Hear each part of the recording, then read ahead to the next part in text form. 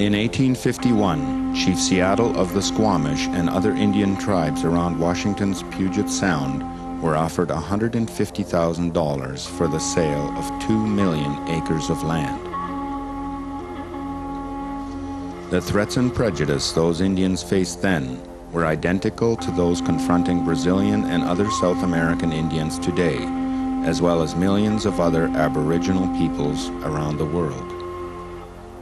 These are Chief Seattle's words. How can you buy or sell the sky, the warmth of the land? We do not own the freshness of the air and the sparkle of the water. How can you buy them?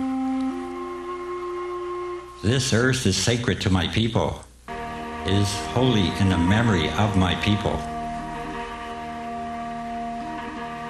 The white man's dead forget this country of their birth when they walk among the stars. Our dead never forget this beautiful earth, for it is part of us. If we sell you our land, you must remember that it is sacred. You must teach your children that it is sacred. Teach your children that the rivers are our brothers and yours, and you must give the rivers the kindness that you would give to our brothers and sisters. We know that the white man does not understand our ways.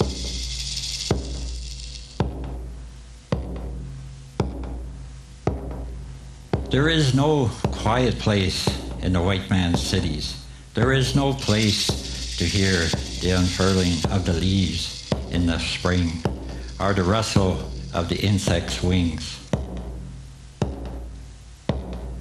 The air is precious to the red man, for all these things share the same breath. The beast, the tree, the man, they all share the same breath.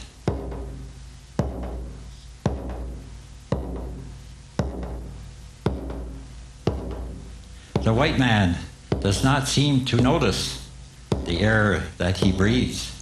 You must remember that the air shares its spirit with the life it supports.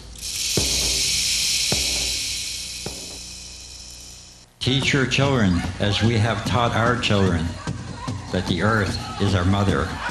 Whatever befalls the earth befalls the sons and daughters.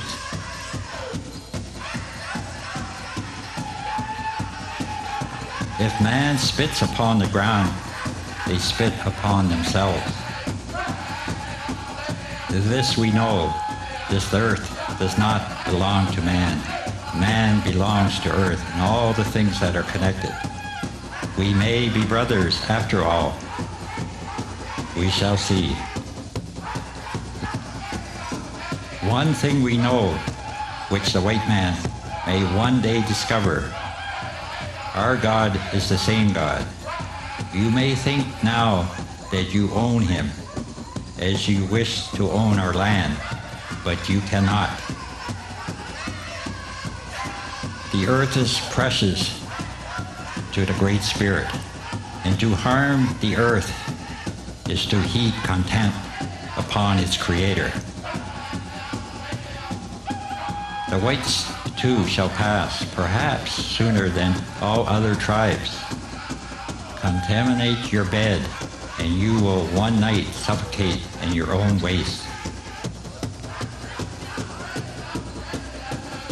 But in your perishing you will shine brightly, fired by the strength of the Great Spirit, who brought you into this land. For some special purpose gave you dominion over this land and over the red man. Your destiny is a mystery to us, but we do not understand when the buffalo are all slaughtered, the wild horses are tamed, the secret corners of the forest are heavy with the scent of many men, and the view of the ripe hills blotted by talking wires. Where is the forest? Gone. Where is the eagle? Gone. The end of living and the beginning of survival.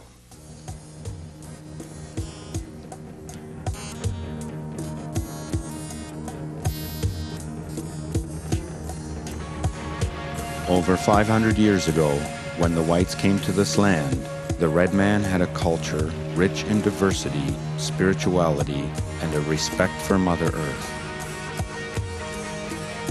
For thousands of years, balance and harmony with nature had molded traditions which forged the lifestyle of a people who lived off the land and took only what was necessary to survive.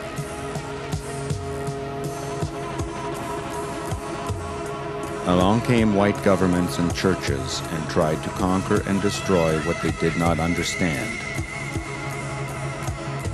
Children were removed from their parents and denied their natural heritage.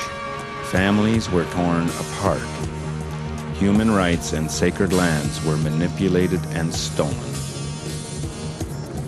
What was once a proud and dignified race became ravaged by white men's diseases and cheated out of life.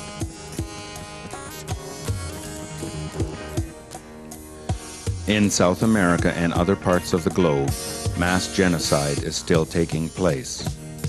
The earth is still raped, and its native people are still subjected to the power and greed of the conquerors. After centuries of pain, death, and despair, the process of healing has slowly begun.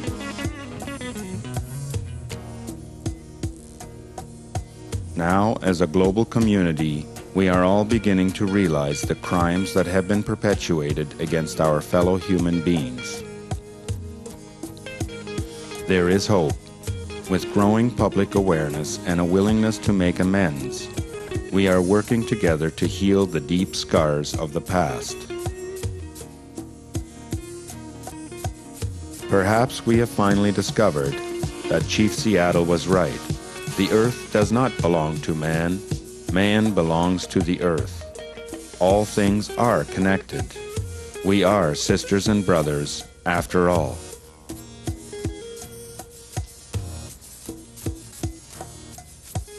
As we enter into the coming new millennium, we are now painfully aware that the earth and its people need to heal.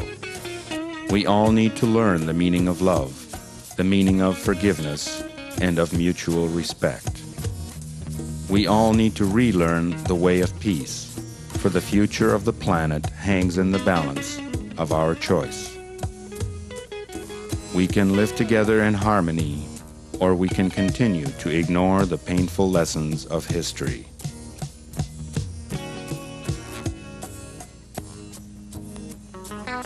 It is time to notice the air that we breathe and the sparkle of the water. It is time to give the rivers our kindness, for they quench our thirst. It is time to remember the land that is sacred, for the earth is precious. And it is time to teach our children that we all share the same breath and we all have the same God. We did not weave the web of life. We are merely a strand. What we do to the web, we do to ourselves.